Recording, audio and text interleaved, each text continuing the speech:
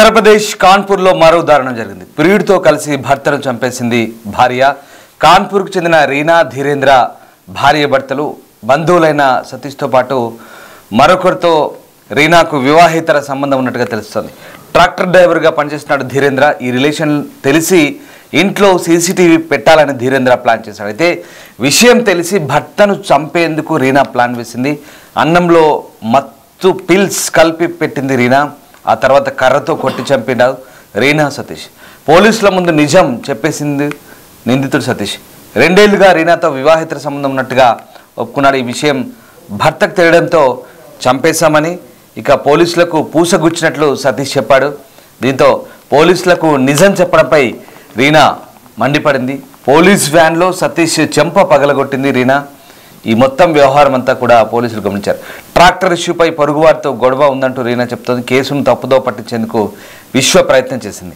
ఇంతకుముందు సతీష్తో కలిసి ఉండగా భర్త చూడడంతో గొడవ జరిగింది. రీనా ఫోన్లో సతీష్తో ఉన్న వీడియోలు కూడా లభ్యమయ్యాయి.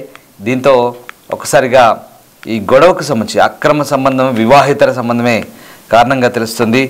కాన్పూర్ హత్య ఇప్పుడు కలకలం రేపుతోంది.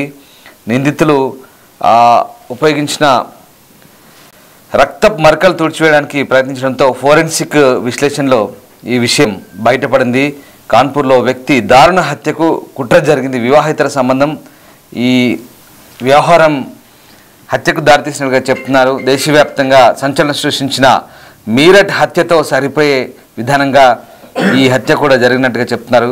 లక్ష్మణ్ ఖేడా గ్రామానికి చెందిన ధర్మేంద్ర హసిని, అతని భార్య రీనా, మేనలుడు సతీష్.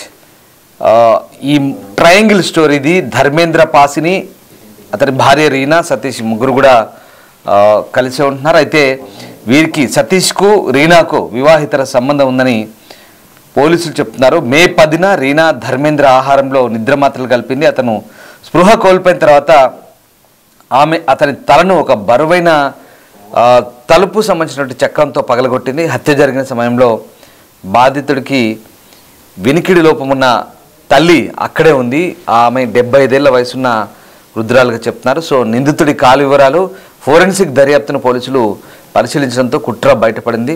పోలీసులు మొదట 3 అనుమానితులను అదుపులోకి తీసుకున్నారు. కానీ వారి ఇంటి ప్రాంగణం, బాత్రూమ్ సహా లోపల రక్తపు మరకలు కనిపించిన తర్వాత ఆ దృష్టి ఫ్యామిలీ వైపు మళ్ళింది. అసలు కుటుంబంలోనే ఎవరో ఈ హత్యకు ప్లాన్ వేశారని పోలీసులు భావించారు. ఇంటి బయట మృతదేహం కనిపించింది. లోపల రక్తపు మరకలు ఈ అనుమానాన్ని రేకెత్తించాయి. ఫోరెన్సిక్ బృందం అలాగే స్నిఫర్ డాగుల సహాయంతో హత్య ఇంటి లోపల జరిగిందని పోలీసులు నిర్ధారించారు. తమను తాము రక్షించుకోవడానికి రీనా, సతీష్లు పోలీసుల ముందు మరొక 3 వ్యక్తుల పేర్లు ప్రస్తావించారు. కుటుంబ కలహాలుగా కనిపించే దానిలో వారిని ఇరికించడానికి ప్రయత్నించారు. కానీ పోలీసులు వారి చెప్తున్న మాటలు అబద్ధాలని అప్పటికే అర్థం చేసుకున్నారు. రీనా, సతీష్ల కాల్ వివరాలు, వాళ్ళు గంటల తరబడి ఫోన్లో మాట్లాడుకున్న అంశాలు ఇవన్నీ కూడా పోలీసులు పసిగట్టారు. అంతేకాదు వారి ఫోన్ల నుంచి అశ్లీల ఫోటోలు కూడా స్వాధీనం చేసుకున్నారు. విచారణలో రీనా తన మేనలుడితో తనకు సంబంధం ఉందని ఒప్పుకుంది. ఇక తన భర్తకు ఇప్పటికే తమ సంబంధం గురించి బాగా తెలుసంటూ కూడా ఆమె పోలీసులకు చెప్పిన అంశం బయటపడింది. ఒకసారిగా హత్యకు 2 వారాల ముందు ఈ బాధితుడికి కొంతమందితో గొడవ జరిగిందని, దీని ఆధారంగా అతని హత్యకు సంబంధించిన వ్యక్తులను అరెస్ట్ చేశామని పోలీసులు చెప్తున్నారు. కానీ చివరిగా దర్యాప్తులో బాధితుడి భార్య, మేనలుడి మధ్య అక్రమ సంబంధం ఉన్నట్టు తెలిసింది. బాధితుడికి వారి సంబంధం గురించి తెలిసి తన భార్యతో గొడవ పడ్డాడు. ఆ తర్వాత వారు ధీరేంద్రను చంపేందుకైతే కుట్ర పడినట్టుగా తేలినట్టుగా పోలీసులు చెప్తున్నారు. సో మొత్తం మీద నిందితుడి ఇంట్లో ఈ హత్య అలాగే హత్యకు ఉపయోగించిన ఆయుధానికి సంబంధించిన వాటిపై రక్త మరకలు తుడిచివేయడానికి కూడా ప్రయత్నించాడు. అయితే ఫోరెన్సిక్ విశ్లేషణలో అసలు విషయం బయటపడింది. 2 పోలీసులు అరెస్ట్ చేసి తీసుకెళ్లారు. వారిపై హత్య, సాక్ష్యాలను నాశనం చేయడం, కుట్ర కేసులు కూడా నమోదు చేసిన పరిస్థితి కనబడుతుంది. ఈ మొత్తం వ్యవహారంలో పోలీసు వ్యాన్ ఎక్కిన తర్వాత ముందు రీనా అసలు ఈ వ్యవహారాన్ని పక్కదోవ పట్టించే ప్రయత్నం చేసింది. తన భర్తకు ఇతరులతో సంబంధం ఉంది, ఇతర వ్యక్తులతో గొడవలు జరిగాయి, వాళ్ళే బహుశా హత్య చేసి ఉంటారని చెప్పేసి విషయాన్ని తప్పుదోవ పట్టించే ప్రయత్నం చేసింది. కానీ సతీష్ అనే నిందితుడు మొత్తం వ్యవహారాన్ని పోలీసుల విచారణలో ఒప్పుకోవడంతో ఒకసారిగా రీనా పోలీస్ వ్యాన్లోనే అతని చెంప పగలగొట్టినట్టుగా తెలిసింది. అంటే విషయాన్ని తాను తప్పుదో పట్టించాలనుకుంటే సతీష్ మాత్రం పోలీసులకు ఉన్నదున్నట్టుగా చెప్పడంతో ఆమెకు ఆగ్రహంతో పోలీస్ వ్యాన్లోనే గొడవకు దిగినట్టుగా తెలుస్తుంది. నేను మాత్రం విషయాన్ని తప్పుదో పట్టించే ప్రయత్నం చేస్తే నువ్వు ఎందుకు నిజం చెప్పావంటూ అతనితో గొడవకు దిగినట్టుగా తెలిసింది. దీంతో పోలీసులు ఇక పూర్తి స్థాయిలో నిర్ధారించుకున్నారు.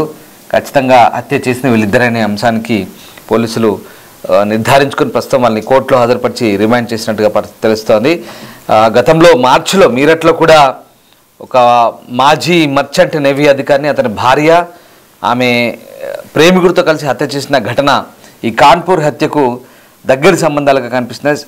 సేమ్ అదే విధంగా ఇలాంటి హత్య కూడా జరిగినట్టుగా అనిపిస్తోంది. అప్పుడు బాధితుల మృతదేహాన్ని 15 ముక్కలుగా నరికి సిమెంట్తో ఒక డ్రమ్ములో మూసివేశారు. హత్య తర్వాత నిందితుడు హిమాచల్ ప్రదేశ్కు పారిపోయాడు. సో అలా కార్మికులు డ్రమ్ ఎత్తలేక దాన్ని తెరిచినప్పుడు అప్పుడు హత్య విషయం వెలుగులోకి వచ్చింది.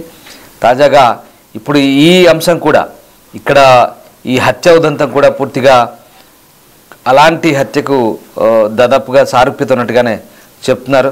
సో ఆ రకంగా ధర్మేంద్ర, రీనా ఇద్దరు భార్యాభర్తలు బాగానే ఉంటున్నారు. కానీ మధ్యలో వారి మేనలుడు సతీష్ ఎంట్రీ ఇవ్వడంతోనే ఈ గొడవంతా ప్రారంభమైంది.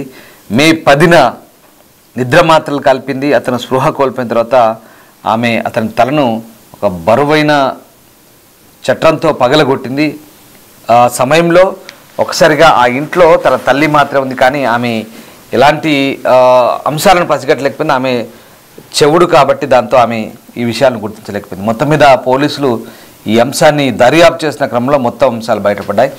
ఇక్కడ మరి ఈ కేసులో మళ్ళీ వివాహితుల సంబంధం మనకు చాలా క్లియర్గా కనిపిస్తుంది. అంటే భార్యాభర్తల మధ్య మూడో వ్యక్తి ఎంట్రీ ఇస్తే ఇలాంటి పరిస్థితులు చోటు చేసుకుంటారని మరొకసారి ఈ స్టోరీలో అర్థమవుతుంది. కానీ ఇక్కడ ఇద్దరు కలిసి హత్య చేసిన తర్వాత ఆ పోలీసుల విచారణలో ఒప్పుకునే క్రమంలో అతడు అన్ని అంశాలు బయటపెట్టినప్పుడు ఆమె మాత్రం ఇంకా తప్పుదో పట్టించే ప్రయత్నం చేసింది.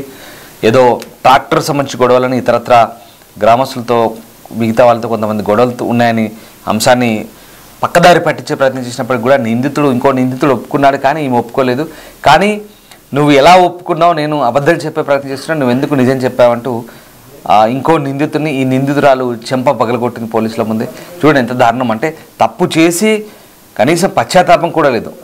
వాళ్ళు హత్యను ఒప్పుకున్న తర్వాత కూడా మళ్ళీ దాన్ని పక్కదారి పట్టించే క్రమంలో ఒప్పుకున్న నిందితుని మరొక నిందితురాలు పోలీసులు ఎదుటే దాడి చేయడం అనేది నిజంగా పోలీసులకు కూడా ఆశ్చర్యం కలిగించింది.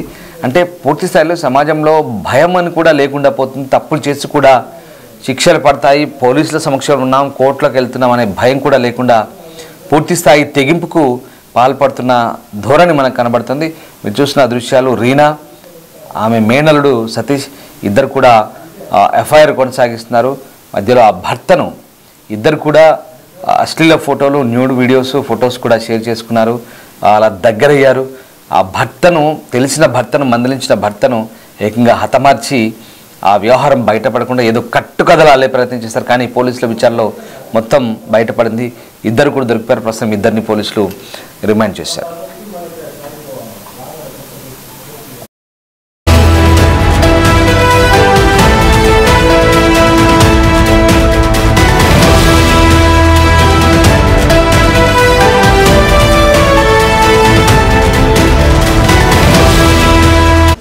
The Big Folk Night 2025 celebrating the soul of Telangana.